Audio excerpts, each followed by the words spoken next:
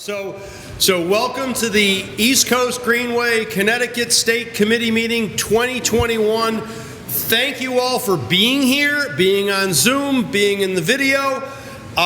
This is so exciting to have actual people back together again. Yeah! So it's been an amazing haul, and this has been my friend for the last 18 months.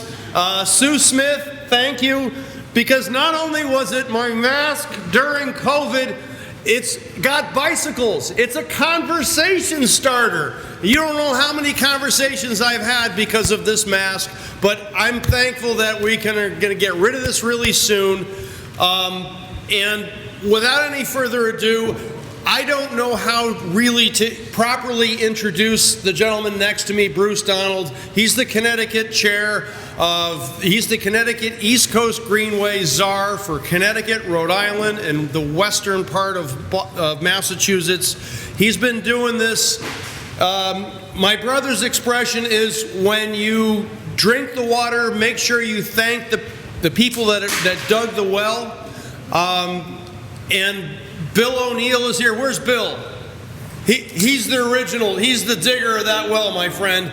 And Bruce Donald has been carrying it on throughout the Farmington Valley Trails and now the East Coast Greenway, and is responsible for so much in the state of Connecticut. A big round of applause for Bruce Donald.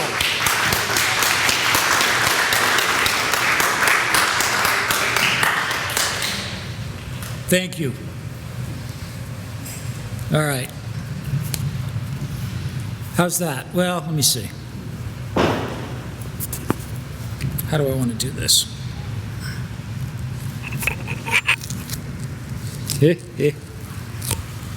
All right.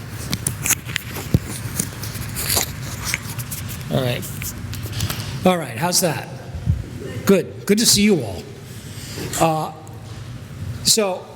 Yesterday, I had 60 slides, and I thought to myself, is there any possible way anyone's going to be awake when I'm done with 60 slides?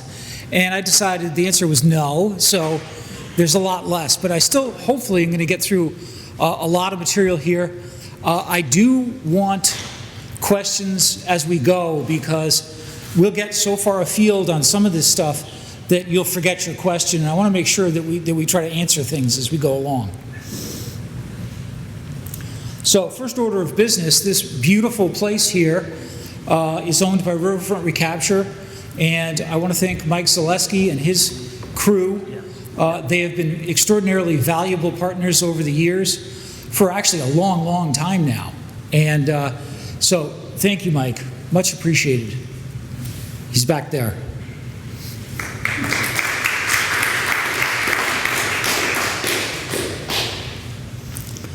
So here's an interesting picture. Bill, you know a couple of these people. I know a few. So upper right, I think, is. Oh, I'm drawing a blank now. Yeah, that's out of Boston, and her name is. She was the Boston person. Yeah, out of Boston. So there's some New York people there, but this came about because there was a meeting in New York City about, let's build a bike trail from New York to Boston, and that's actually how this started. And it kind of went on from there, but I love that picture. Her son Steve and daughter Cataldi. Yeah, that's who I wanted you to point out. Yes, on the right? The son is holding on to the ladder, second man down, that's son Steve. Yep. And then right below him, a little bit to his left, is daughter Kathleen. Got it. I like all the Cantor rings. Yeah, right? So, Maine to Florida, 3,000 miles, 450 communities, and a huge amount of people involved. In this case, 50 million users last year up and down the coast. So,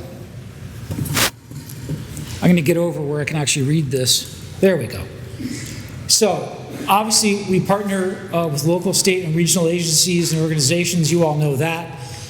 There are 7 regional staff up and down. There's 1 person for all of Florida, which seems like, oh, 1 state. Well, it's enormous. And then most of the rest of us have multiple states. We connect urban and rural in the most populated U.S. corridor. Just as an aside, we are very close to acquiring 9.5 miles of abandoned railway from basically right in the center of New Jersey, from Jersey City to Newark. It is the most densely populated portion of the East Coast Greenway, and has been one of the biggest problems for us. And that's a Norfolk Southern abandoned piece of railway.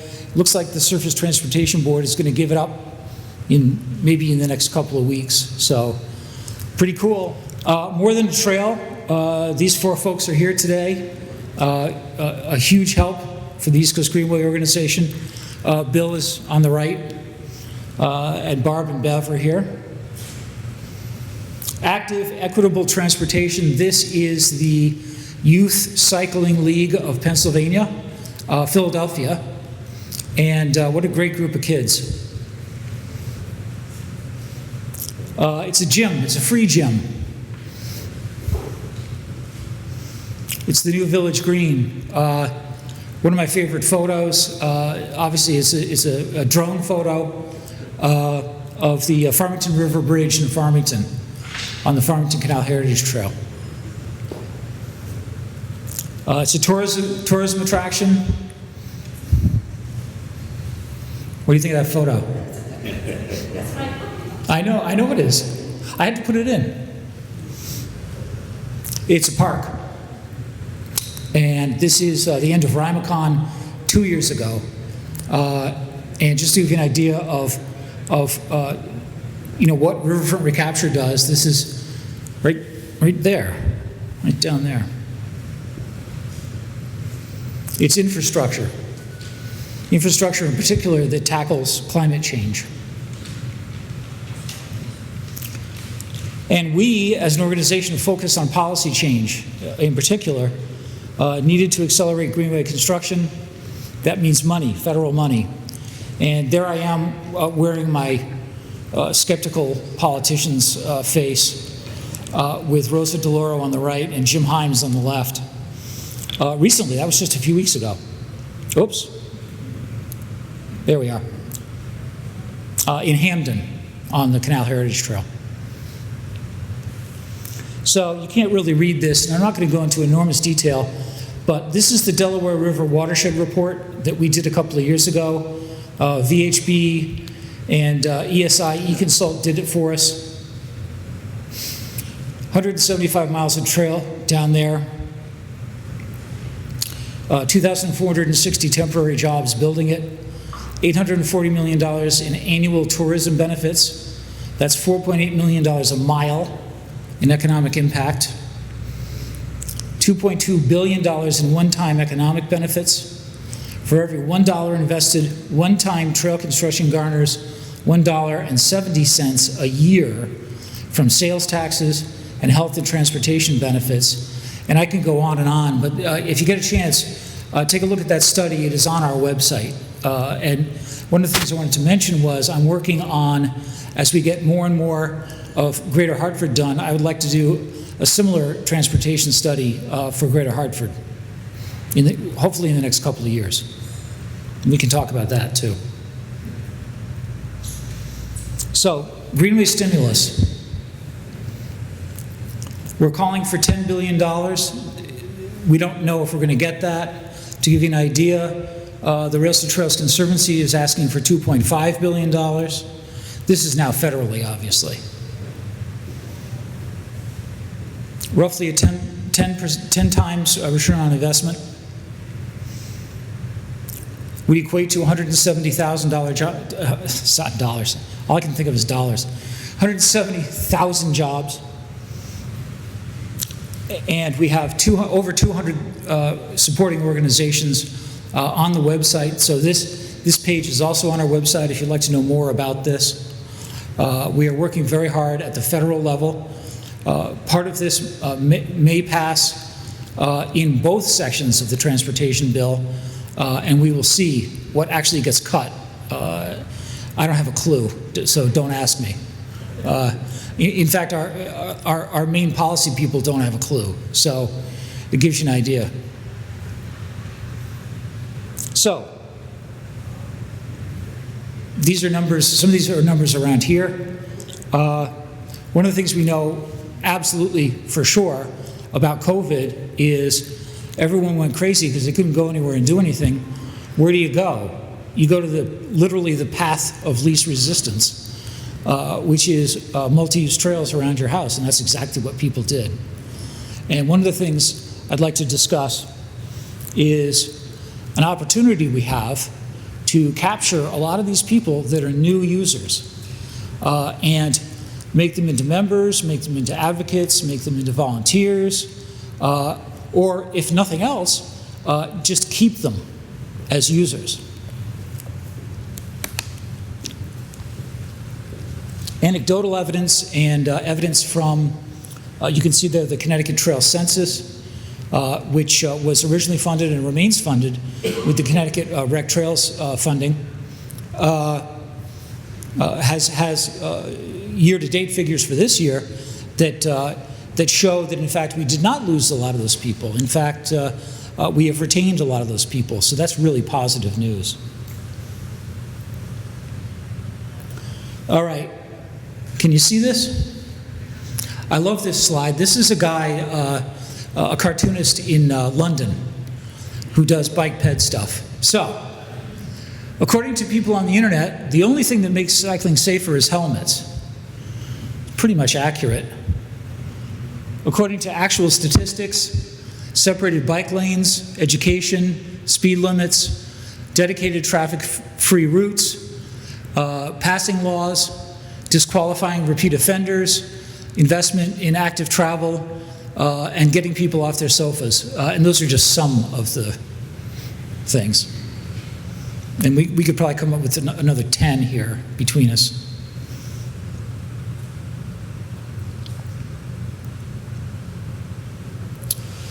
So, the East Coast Greenway, New England,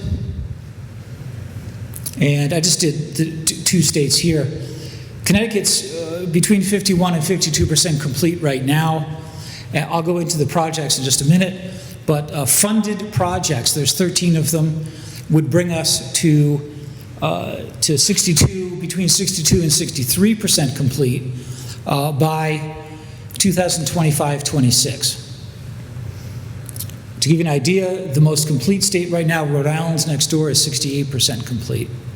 Although there's some major gaps on the Blackstone, and in fact in Coventry, coming into Connecticut, which is the Trestle Trail, by the way. So here we are, Connecticut. That's Cheshire on the right, by the way. So we're going to talk about a few of these, but keep this stuff on the mind because we can talk to all of these today if you'd like to. Brand new Connecticut Trail Finder. So a Yukon project, another project started with Connecticut Rec Trails funding. Do take a look at it. It is Trail Finder, cttrailfinder.com. If your trail is not on it, get your trail on it. This is going to be the up-and-coming place to go when you want to find a place to go without a car in Connecticut. There is new deep mapping. So many of you know I'm the chairman of the Connecticut Greenways Council. The Greenways Council, and Bill's on it, for many, many years has made greenways into Connecticut authorized greenways, and this map has all of them on it now. And so just another thing you can use to take a look out there, because many of these trails are not these big, huge multi-use trails. They're bridle trails, or they're little loop trails in a private piece of land. And so a lot of these, in fact, are on that map. The new East Coast Greenway design guide came out. That's online. You can download that. A new organization, Connecticut Outdoor Recreation Association, which I'm involved with and a few other people here are. ctoutdoors.org. Take a look at that.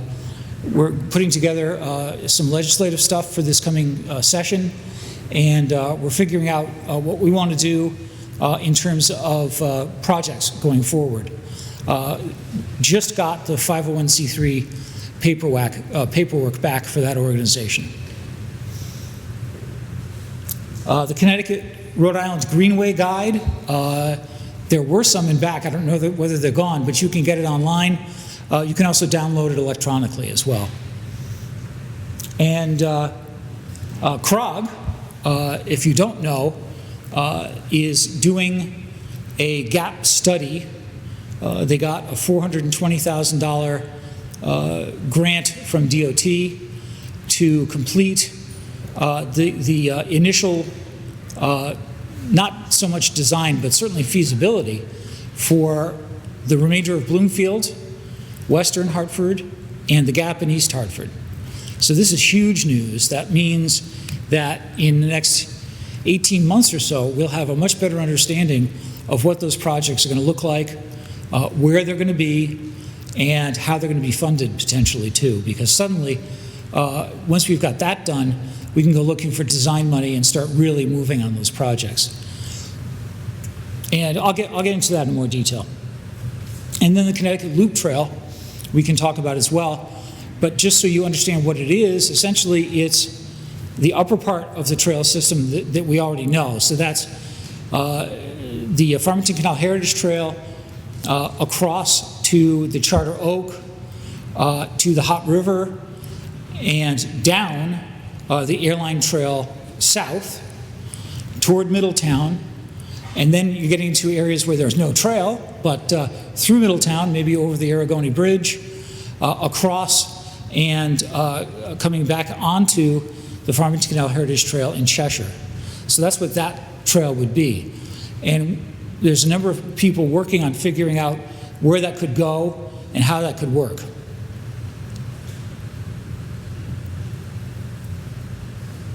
Oh, and there's the guide, which I just mentioned.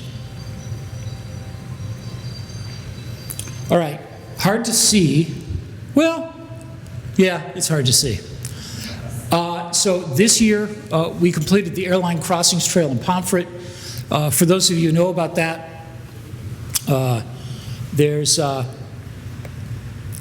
2 bridges, 3 tunnels, and 2 at-grade crossings. A $5.1 million project, that's federal TAP money, that completed that. I believe the bridges are now open. The tunnels have been open for a while, and that's going to receive a little less than $1 million more to complete the resurfacing, and that should be done next year, which is really good news because there's a lot of rocks on that, big rocks. What else should I talk about? So what you can see is New Haven. I'll talk about New Haven in a minute. The little piece of the Charter Oak in Manchester finally is going to get done. That's Hartford Road and the Bidwell Connector. Terriffill Connector 2, that is downtown Terriffill along Route 189, which is a really dangerous piece of road, connecting to the new piece of Bloomfield Greenway, which was built 2 years ago. And I'll talk more about that as well. And then we get into the Quinnebog River Trail, the remaining pieces of the Farmington Canal Heritage Trail, Southington first, Plainville 1 second. I'll talk a little bit about the Moose Valley State Park Trail. That's way out in Sterling, Plainfield to Sterling, at the Rhode Island border. Okay, so currently 51% complete, will be 62% complete or more. You see gaps around Hartford. I just talked about those. A gap up in Bloomfield.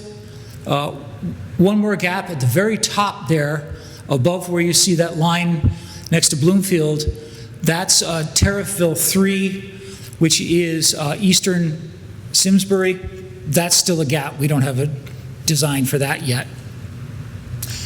And if you go all the way down, oh, by the way, going way over to the right, above the Moosup Valley Trail, that's the Quinnebog River Trail going north-south. And that is actually not as much of a gap as it looks like, because a lot of that is in fact currently in design. Then we get down to the Merritt Parkway Trail. We're going to talk about Western Connecticut in a little more detail, but that has been very slow to gel. And where you see gap there, that is in fact part of West Haven and all of Milford. We still don't know where the trail is going to go. Central Connecticut projects. Farmington Canal Heritage Trail, the Hartford Connector, which I just talked about, that's Terriffville, Bloomfield, and Western Hartford. Little piece of the Charter Oak, actually two pieces, because obviously you've got East Hartford, and we'll talk about East Hartford a little bit. And the Hartford-Windsor Riverwalk. To the west, potentially a connection through Keeney Park. To the east, the connection over I-291, the famous unbuilt highway, and over the Bissell Bridge, eventually to Glastonbury. And I bring those up because this could end up being a really important connector that a lot of people don't know about. And we'll talk about this in some more detail as well. So, good luck seeing that. But essentially, that's, let's go back. That's that in the middle of the state. That's that V you're looking at, that little mountain. That's what that project looks like. So the two projects that are happening to the right, that's Bloomfield into the center of Terriffville. That will start construction in April of next year.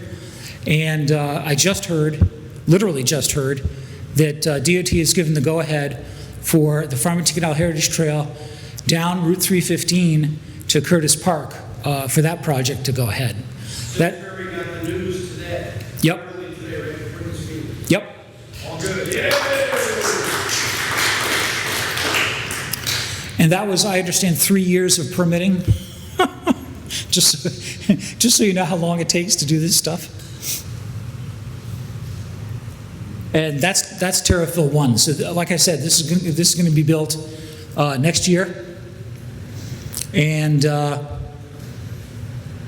there really isn't, the only thing I can think about this project is it's close enough to Route 189 that when they blasted out the cliffs next to it, it's actually too close. They're going to have to blast another piece of the rock out next to 189 to make the trail fit.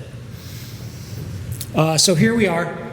The takeaway from Phase 4 in New Haven is in fact that it's somewhere approaching 1.6 miles, and it's going to be a little less than $11 million, which, if you think about it, that's a lot of money.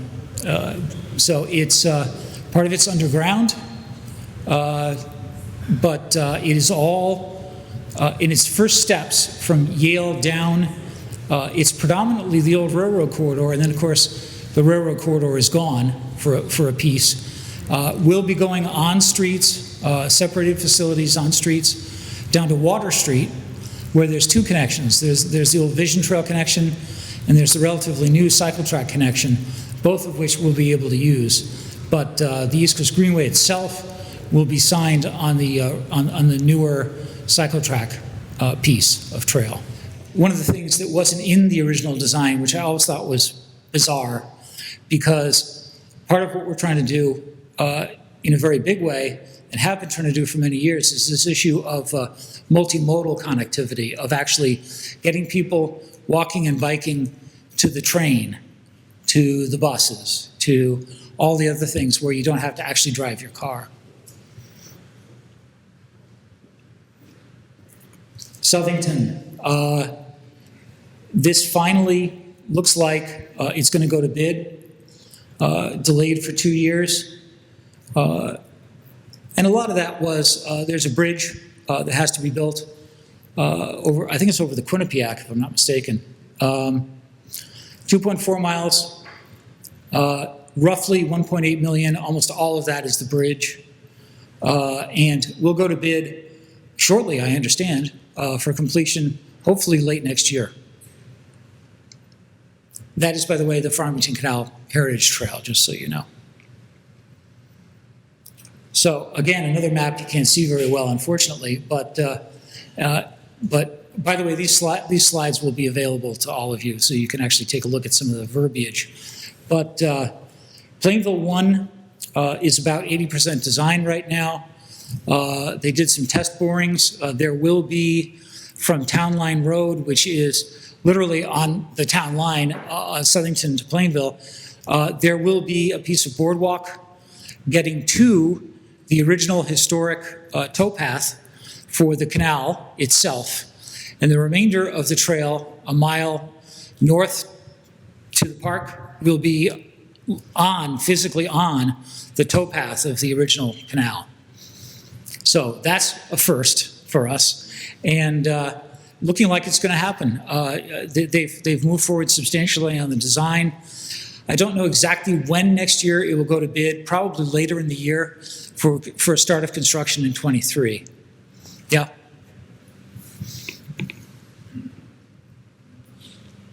And I can talk about 2 and 3 if you want, but essentially 2, by the way, and you probably can see that title, is actually the northern part of Plainville. So essentially from roughly a little bit above Town Hall to where the existing trail ends at Northwest Drive, just inside Plainville, part of the Farmington part of the Canal Heritage Trail. There's Plainville 1. I just totally ripped this off from DOT. This is from their summer public information meeting, and it was the best representation I could see. So that little piece to the far left, that's that piece of boardwalk I was talking about.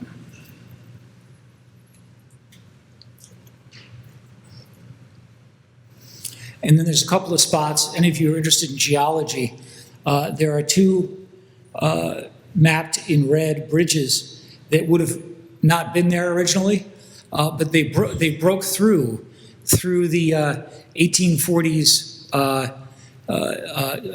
side of the canal dike in times of flooding. They were like the lowest areas, so they literally just broke through, and so now we've got to put bridges over them. All right, I made an attempt here, but this is going to be hard to see. This is the current route in purple, which is not the proposed route. The proposed route is up, and you can see it in yellow and green. Green is done. Yellow is not done, but proposed. So on the left, going up, you can see the Farmington Canal Heritage Trail. And then you see what I was talking about through Tariffville down to Day Hill Road right now, but then, of course, going south into Bloomfield proper, and then down into western Hartford. This particular route would go through the University of Hartford, and that university has expressed an interest once again. In fact, did a very well-done study 2 years ago, and is looking for money to build a piece of trail in their campus right now. And then down into Hartford. And then you've got East Hartford, and I suppose we can talk about that for a minute. That is, of course, the famous workaround around Pratt & Whitney, which, how do I want to describe this?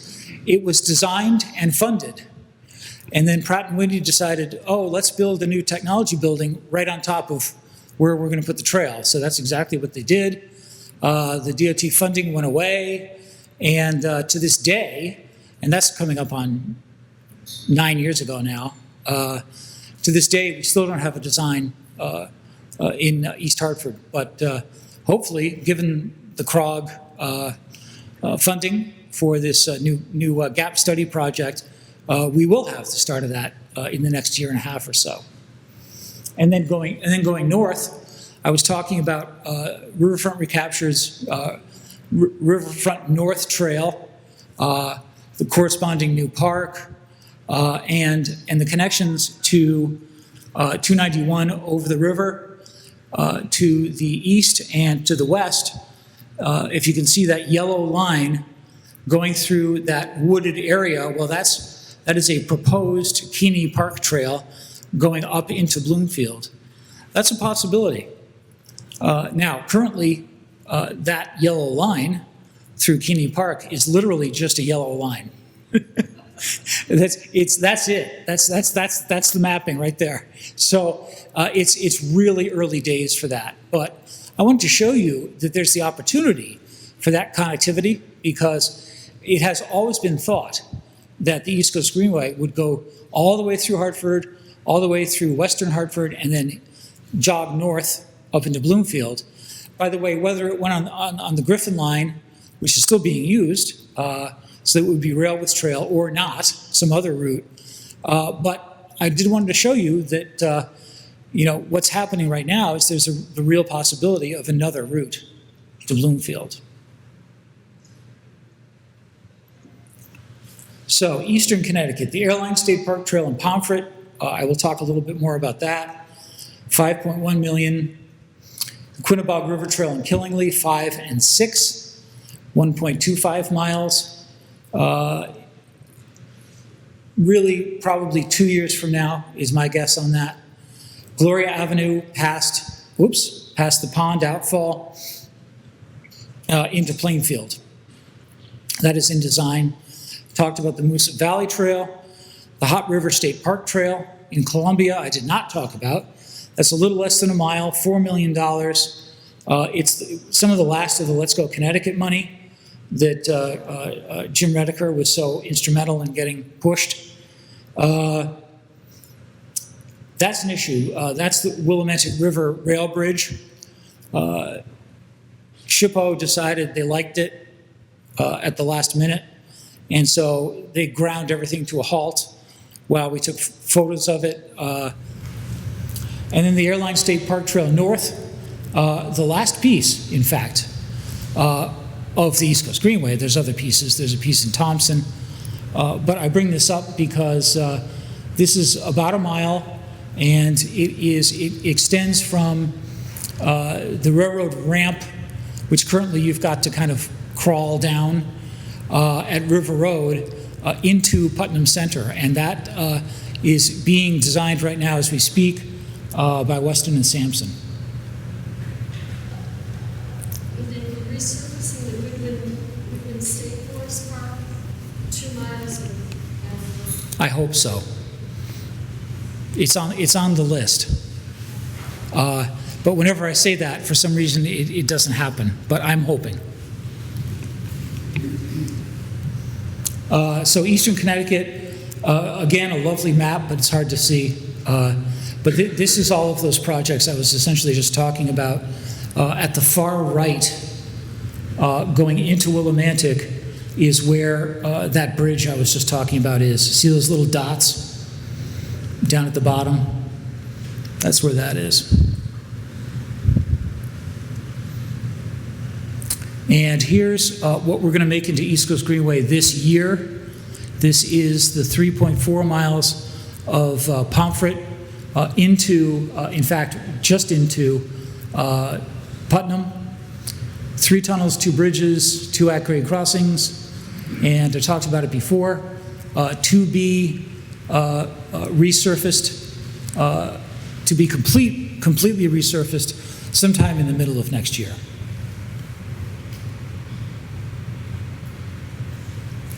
Okay, so now we come to Western Connecticut, and you can tell I took a bunch of slides out because I figured this would be so long. Yeah, see, it's 5. But I did want to talk about Western Connecticut because traditionally, we've talked about the Merritt Parkway Trail Corridor as the spine route However, New York spent $220 million building out the Empire State Trail, and they built a lovely facility out to Brewster, New York, which you can go visit. It's a lovely piece of trail, and it ends right where there is still another piece of abandoned Housatonic Railroad corridor going just a bit over the line into Connecticut. It's a reasonable suggestion and has been bounced about for the last 2.5 years that perhaps we in fact should build that trail from the existing finished Empire State Trail in Brewster across into downtown Danbury. So those project meetings are ongoing with New York State DOT Region 8, with Alta Design, who did a lot of the Empire State Trail in that region. That's their Poughkeepsie office. And then WestCog, that's Francis Pickering's organization, and City of Danbury. And we'll move this along. I like this project. Even if it never becomes East Coast Greenway, it's a fantastic connector into Connecticut, and a number of trails, and I'll show that in a minute. And then two other things. There's a proposed Route 1A corridor study, part of which is being done by Tool Design Group for Stamford. That's important that everyone should know, but also one of the things that I was chatting up Jim Himes in that photo you saw of me with my dour political face on is in fact I'm meeting with him next week about the possibility of finding some federal funds to do a 1 and 1A corridor study for all of Fairfield County. So it would be a combination of road diets and a variety of other facilities, and maybe suddenly we'd have some connectivity between all of those town centers in Fairfield County. How cool would that be? So I will obviously apprise you of that situation as it comes about, and it may not come about, who knows. But I think it's interesting to talk about because much of the Route 1 corridor is plenty wide enough to have a facility in it. Other parts of it aren't. Other parts of it are going to be a problem. I can think of a few parts, having lived in that part of the state for a number of years. But nonetheless, I think it's fascinating to talk about. So there's literally, to my way of thinking, at least three potential routes for the East Coast Greenway to access over the next decade or so to get to what we're finishing up in the rest of the state. So this is really going to be a topic of conversation for us in a big way soon. And you should know, I had a slide, I took it out for a time, but I am talking to the town of Fairfield. Sacred Heart University wants to build a piece of trail in between their two campuses. Many of you may know they took over the old General Electric headquarters buildings and made them into a west campus for Sacred Heart University. And in so doing, created a situation where they have to have 1 million shuttle buses going back and forth. And so they'd love to have a bike trail in between. It's literally right on the Merritt Parkway Trail right-of-way. So it could either be in the right-of-way or just next to the right-of-way. So stay tuned on that. That's something that we're working on. And I know Bill's been involved a little bit talking to some of the Stamford folks, because many of you are aware, 3 years ago, Rec Trails gave Stamford $180,000 to do a design study for a test piece that had already had a Malone and McBroom design many years ago, and the 40-person City Council of Stamford, I still can't believe they have 40 people, voted it down. They gave the money back, which I still scream about occasionally. Okay, so here's what we're talking about. Up north, you see the green line there. The green line is the Empire State Trail North-South County Trailway. Goes through Terrytown, Mahopac, up to Brewster, and You see the yellow line there? The yellow line there is abandoned railway corridor. As you get into Danbury, a lot of that corridor is gone. It has been sold off over the years. The black line there is in fact a gas transmission line. But you also see some of the connectivity throughout the state. So you've got the Norwalk River Valley Trail north-south. You've got the Merritt Parkway, which is the purple line, going across it. You've got the green line there, which is the Norwalk River Valley Trail. Actually, that's the Pequannock River Trail there. And so there are, in fact, oh, and by the way, the big, thick blue line at the bottom is the existing signed on-road facility for the East Coast Greenway that is currently signed in the state. So that gives you an idea of some of the connectivity involved here and some of the opportunity we have for getting into the state from New York. But this is going to be a big push because the east-west connection has always been hard.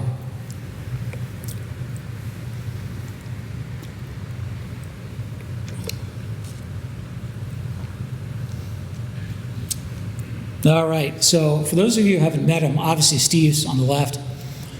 That's Dennis Marcato Seriano on the right, Executive Director of the East Coast Greenway. We were up looking at the brand new, at that time, 2 years ago, Bloomfield Greenway. That's what that is. That's where it ends, right above 189 right now. So, local advocacy, obviously. Many of you here are advocates working with us already. Obviously, you can donate to the East Coast Greenway.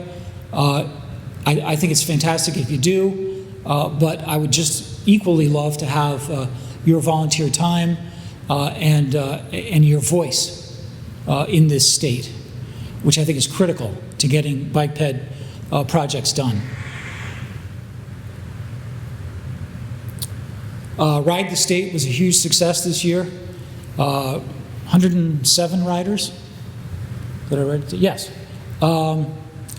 Raised over $6,000. Didn't net that, obviously. We had the bus to pay for and the food and corresponding other things, but turned out to be a great thing to do. I would love for us to sponsor that again, and we will do it as usual June 25th, so third Saturday of June. And I'll have Steve in a minute talk about, or you want to talk about it now? Sure. So a couple things that I want to say that, you tangled up there, Bruce? There we go. So the one thing that I wanted to say, and I wanted to make sure. Take his level there, if you would. Was that East Coast Greenway, bicycle-friendly community, and while we're doing this meeting, John Hampton, would you please raise your hand? Yes, he's the state representative from Simsbury, Connecticut, the first bicycle-friendly community in southern New England, and silver level along with New Haven, I think of the two silver level bike-friendly communities. So, but the one thing that's come clear to me, and you know, we're all coming out of COVID, is that we do, the one thing that's on my shirt right here, which is the East Coast Greenway, the word alliance. So everyone in this room, everyone on the Zoom, everyone that's watching on the television, you're all part of this. This effort that Bruce has been describing to you for the past hour is really the work of thousands of people from Maine to Florida. So there's new territory to be coming. And I don't know if you know this, but the League of American Bicyclists, the 5 E's of education, equity, well, equity's the new one, enforcement is gone, I believe, but the new one is equity, because this trail, as Commissioner Redeker pointed out on Fox 61, which will be on at 10 o'clock tonight, by the way, this trail is for everyone. ADA compliant. This trail is going to connect Hartford to Bloomfield, to Windsor, Simsbury. So this really is, just transformative, thank you, in that everyone gets to enjoy it. If you want to see something amazing, do the Ride the State. Go from New Haven all the way through the state of Connecticut. It's 57 miles. We do it at what I call old guy pace, because I'm an old guy. And that's about 12 miles an hour. And we start at 8 o'clock in the morning, and we're pretty much done and drinking beer on the bus by about 2:30, 3 o'clock in the afternoon. But that's it. I'm going to give it back to you to wrap it up, and then we'll do question and answer.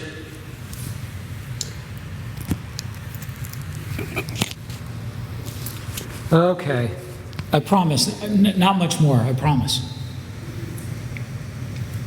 There really isn't much more. Obviously, Facebook and Twitter, Instagram, and there's me. I couldn't resist. I was going through, my parents are selling the big house on Main Street in Farmington, and came across this. This is my great-grandfather, Archie, in 1897. He was a board track racer. I thought it was a pretty cool photo. Continuing right along, and Bruce Donald was just talking about bicycle-friendly communities, and one of my stellar bicycle-friendly communities I think that has happened in the state of Connecticut in the past 10 years is West Hartford, and I'm here with Ben and Shari and Scott from the town council and mayor and cycle advocate and attorney right here in West Hartford.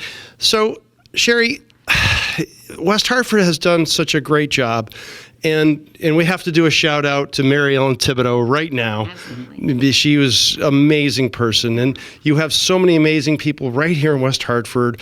Rob Dexter, Thibodeau's. You have many people that have just come together. And Scott, you took it on early on, but what is bicycle-friendly community meant for you and for the people of West Hartford? I think it shows that you care about people in your community, and it shows that you care about their health, their well-being, the quality of the air, all their quality of life. Being bicycle friendly means being friendly to bicycles, right? So having that space and that mindset that people are able and willing, and the community is accepting of people riding their bikes throughout the community. And we've made great progress. We still have some work to do, but we are a highly developed community, and so it's been a little bit of a challenge for us. What's the population of West Hartford? 64,000. 64,000. Mm-hmm. And growing. And growing, yep. And Ben, do you hear any negative feedback from people about the Sharrows, about the things that you've done to obviously make this a bicycle-friendly community? Well, right now we have our road diet trial going on North Main Street. Okay. So that's new. It's fantastic. Explain what a road diet is. And so it's a horrible term. We need to come up with better we need better framing. Yeah. But basically, we've taken what was a dangerous 4-lane road and put it with 3 lanes, and with the middle lane for turning. Okay. So a left lane turn lane in the middle, with a horrible also named Twitter or something. Yeah. Twiddle. Again, they've done a very bad job of marketing. But the result has been a little slower traffic, which is fine. Yeah. But it means it's a lot safer. We were having on that street side-by-side accidents, people passing each other. Yeah. And part of it wasn't not just about, and certainly nice to have some extra room for bikes. Yep. But it wasn't even an easy road to walk on. Yeah. Because the street level, you're having cars going 45, 50 miles an hour, 2 feet from people walking. Right. So part of it, so we hear resistance because we've slowed down traffic. Yep. And there's a little bit of lines, and we're in a trial period right now where we're getting feedback. So there's a little bit of pushback on that. Yeah. But I think we're talking probably 80-20. We've had positive. Right. So yes, we're always going to have people who don't like it. It's change. Right. And it is a little bit of an emphasis away from a pure car culture, but the benefits are just overwhelming. Yeah. Speaking, you're talking to a car culture, you're talking to a car dealer, but you were also mentioning active transportation. Yeah. And Scott, you've been here forever, and you started the active transportation effort here in West Hartford. Active transportation, I think, has become a lot safer because of you and your efforts and the result of the Bike Ped Committee here. Tell us a little bit about what the Bike Ped Committee does here in West Hartford. Well, we advocate for safe cycling in Connecticut. We advocate for safe routes to school. We advocate for bike lanes and bike routes all around town. And frankly, 7 or 8 years ago, there were none. We convinced the town to spend about $4,000 to stripe Mountain Road. And it was a far-fetched project, but frankly, it got people to start thinking about it. And although it was a little project, it was the first one. And ever since then, now what the town does is they've adopted a complete streets policy. We've got a bicycle facilities plan. And so when the town is milling and paving new roads or existing roads in town, they also think about what can be done for bicycles and pedestrians. And so it's now in their DNA, whereas it wasn't before. And I mentioned to you earlier that I have bicycled all over the country, all over Canada, all over Europe. And I used to say that when I got back to West Hartford, it was one of the most difficult places to cycle of anywhere I've been. I can't say that anymore. I think West Hartford has made incredible strides. The mayor gets it, the deputy mayor gets it, the town council now gets it, and it's part of our DNA. Right. So in what you just said is absolutely true. And for those of you in the towns that I'm pushing this to, particularly along the East Coast Greenway, you don't have a Greenway here in West Hartford, but I think you're developing some within Trout Brook and some other greenways that may connect to the East Coast Greenway. And you wanted Bruce Donald's number, so we're gonna hook you up. I do. But, I mean, honestly, when you really are committed to a cycling culture, it's all about connectivity. You can't, it's great to be able to cycle in a neighborhood. It's great to be able to cycle to school, and that's also connectivity. But to really be able to travel, multi-towns, to work, go to work, and that is not just a health issue, an environmental issue. It's a social justice issue. It allows people that might not have cars be able to work in communities that they wouldn't be able to get to otherwise. And that is happening right now. So we really, I think the connectivity is so important. We have what's called the Trout Brook Trail. We have about a mile and a half built out on that, almost 2. We will have a 3.5 mile completely connected trail from the north end of town to the south end of town to actually our fast track. So it will be a fixed bus station, and we hope it will also have a train station on that street, right, which will also have the ability to bicycle on that street. So you will be able to get to this from the southernmost corner of town, hopefully very close to the northernmost corner of town, and then hopefully connect to the Greenway. That's the real what our goal is. As Scott was alluding to, this is a whole connectivity. It's a community connectivity issue and connecting through trails, through safe routes around West Hartford, safe routes to school and so on and so forth. When you get, and I'm sure you do, you get some negative comments on this bicycling effort.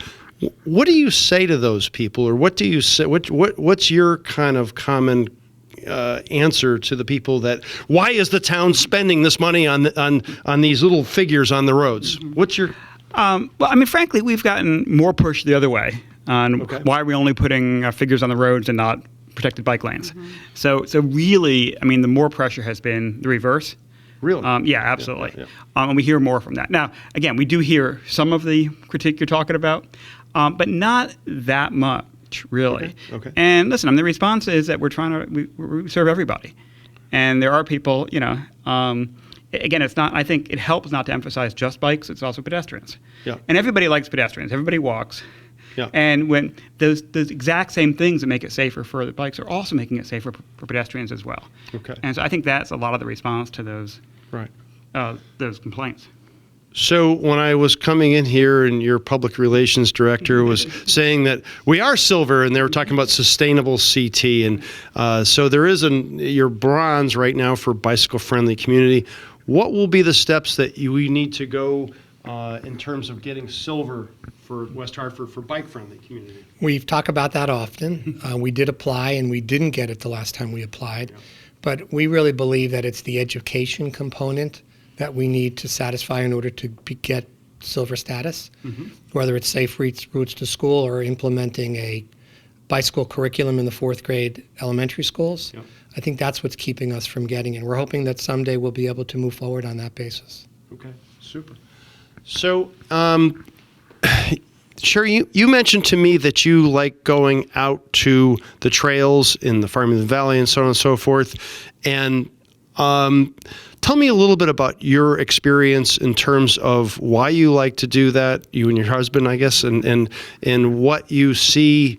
It's interesting because I live in the Farmington Valley, but sometimes it's better coming from a different viewpoint. What's your experience I love there? biking within town and going. I would love to bike for an ice cream. I would love to bike. I have 4 sons. It's been a wonderful way for us to remain, healthy. I really think it's a great way to just travel, But the Greenway or the Heritage Trail, it's historic. It is lush. The smells, the tastes of nature. It's so beautiful. And I've been blessed to be able to take bicycle trips around the world, and mostly with organized trips.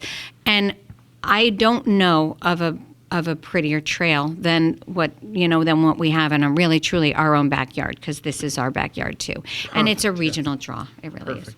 So with that, you segue very nice into my next plug.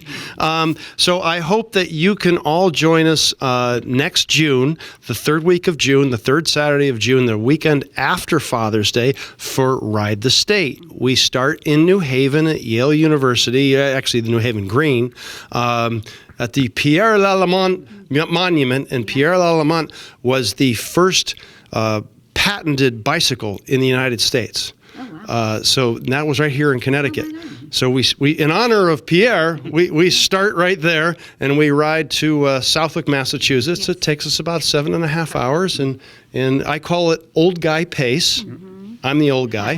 So about 12 miles an hour. Perfect. But thank you for joining us, Scott, Shari, Ben, and keep up the good work here in West Hartford. Thank you. Stay tuned.